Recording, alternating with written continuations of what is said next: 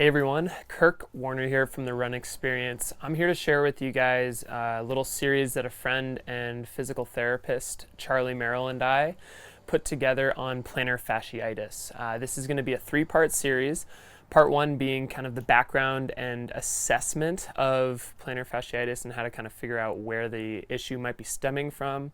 Then we're going to do some mobility exercises, and then we're going to do some strength and stability exercises to help kind of get plantar fasciitis gone and you guys back to running.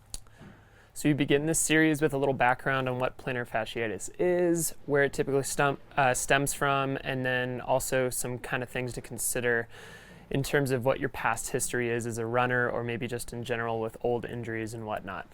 So here's a little background. So you guys, heel pain or plantar fasciitis is such a common problem in runners. It manifests in so many different ways that it often becomes difficult to figure out how to treat it. Sometimes it's a problem in the foot and the ankle, but other times it's actually a problem in the low back and hip, and that makes it very difficult to know where to start. So we're going to take some time to talk about how you can figure out where your plantar fasciitis is coming from, how you can assess that, and then we're going to give you some simple solutions to help to address those problems once you figure that out. And this next piece is all about assessment of risks. So we talked about kind of the major factors involved in plantar fasciitis, and now we're going to see if any of those major factors, whether it's low back, it's hip, it's calf, it's ankle, etc., are something that's more relevant to you than other things. So we go through some assessments on how to figure out if you do have any sort of mobility or strength limitations with any of those. Hey, so we're starting here on the hip, and the hip is an interesting part of the problem when it comes to plantar fasciitis because it's a bit of a silent killer. Most people don't even know that they're stiff in the front of their hip. And what happens when you don't have enough length in these tissues, you can't fully toe off of that leg. And so your calf ends up working harder to get propulsion because you're not able to get as long a stride before you go to propel into the next step. So the tissue in the front of the hip is extremely important, and this is how you're going to test to see if you need to mobilize this area. This is called the Thomas test. You're going to find a surface that's high enough off the ground, like God forbid, your dining room table, maybe your bed. You could use the top of the staircase. It has to be high enough that your leg that you're testing, doesn't touch the ground. First thing you're going to do is bring your knee up toward your chest, and you're going to lie back so that this leg can hang free. You want to bring this leg up to the point where your low back just to press into the table or the floor, but not so much that you're lifting your tailbone up off the table. Once you find that position, you're going to see where this leg hangs. Now, there are three tissues that get people into trouble when it comes to plantar fasciitis. One is the anterior hip. It's the joint capsule. And if you find that your thigh isn't parallel to the ground, your anterior hip joint capsule can be implicated in why your hip is stiff. If you find that your thigh is parallel to the ground but your knee is extended and you can't bend it it's not bending 70 to 90 degrees when it's relaxed, you know your long quad, your rectus femoris, is implicated in your tightness. If you find that your leg is springing out to the outside and it's not in line with your body like it is when you're running, then you know your TFL muscle, high in your hip, and your IT band are short, and they're springing you to the outside. If you have all three of these things, call it the trifecta, then you're screwed. And you know this is probably a really important reason why you're having foot pain, and it's affecting your biomechanics massively. So the goal is to get your leg back into this position at rest, and that's how you know that you need to work on it if you can't do that. And that's also how you know if you've met your goal and you can move on to other things. So we talked in the intro about some of these remote areas that are involved in causing foot pain of all kinds, and specifically heel pain or plantar fascia pain. The lumbar spine, the low back, can be implicated in foot pain very, very often. And that also involves the hips into the glutes. And so when you're the type of person that has a lot of density, a lot of thickness in your lumbar tissues, and a lot of trigger points in your glutes, the sciatic nerve, as it passes from your back through your glutes down towards your heel and eventually actually terminates in your heel as the medial calcaneal nerve can become compressed. And so this is a really important area to mobilize if you're the type of person that has had a history of low back pain, or you know you have frequent problems with your low back, or you know you have really dense tissue in this part of your body. So this is how you test to see whether these tissues are important tissues to mobilize. Just a quick story so I can show you the tissues that we're talking about. The low back, the soft of the low back, just above your pelvis and just below your ribs is where we're going to be targeting on both sides. We're also going to be targeting your glutes, but not so much your upper glute here, though you may find some good trigger points here. We're going to be looking in your lower glute. This is down by your sits bone, and this is an area that I treat a lot in plantar fasciitis. In fact, when I stick needles in this muscle, very often people feel pain in their heel when the needle goes into the muscle. It's a very unique muscle, and we're going to talk about how to activate that muscle later if it's shut down, if it's weak, if it's not working well. But this is how you know whether you need to mobilize it first. So there are tons of tools you can use to assess your low back and your hip and the soft tissue in that part of your body. Lacrosse ball is probably the most straightforward and the most available, but a ball the size of a softball is actually a very heavy hard metal shot put for you advanced mobilizers.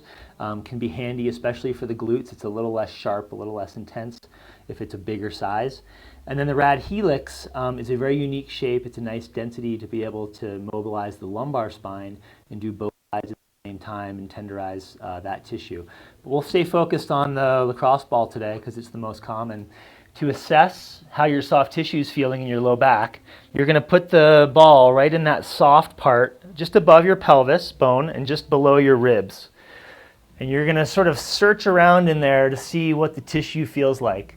If you find that there's a ton of tenderness and there are hard knots and it feels very dense, then that's a sign that you probably need to spend some time mobilizing this area.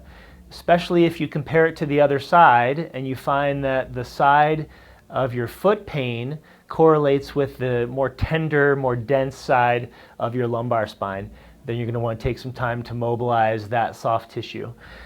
The other area you're going to check is your glutes, and your glutes are massive muscles. You have glute medius up high, you have your piriformis a little lower, and then you have your smaller hip rotators even a little lower than that. So as you get on there, start exploring, you might find trigger points through all those tissues, and they're all important to mobilize. But as I said before, this one muscle down low is one of the most common referral trigger points to the heel. And so you have to be gentle with this muscle because it affects the sciatic nerve so much. But if you get down low and you find it's knotty and it's tender and it's provoking symptoms locally and or down into your foot, then you know this is a muscle that you need to mobilize. It doesn't take much pressure to figure out if it's tender or not. And between mobilizing it and or activating the muscle to get it back online again, you may need to do both. You're going to get a sense pretty quickly whether this is a muscle that's relevant for you mobility-wise. So we've dealt with some of the remote issues that cause plantar fasciitis, the low back, the hip, those mobility issues can be silent killers. Now we're going to move down to the ankle and the calf, and it's important to know that your ankle joint, if it's stiff, can cause heel pain, but your calf muscle is equally likely to cause heel pain if it's short. So I'm going to show you how to assess both. You're going to lose me here as we pan down and I talk about the stick test. First thing you're going to do is find a stick, or you can use a wall that's about a hand's width away from your foot.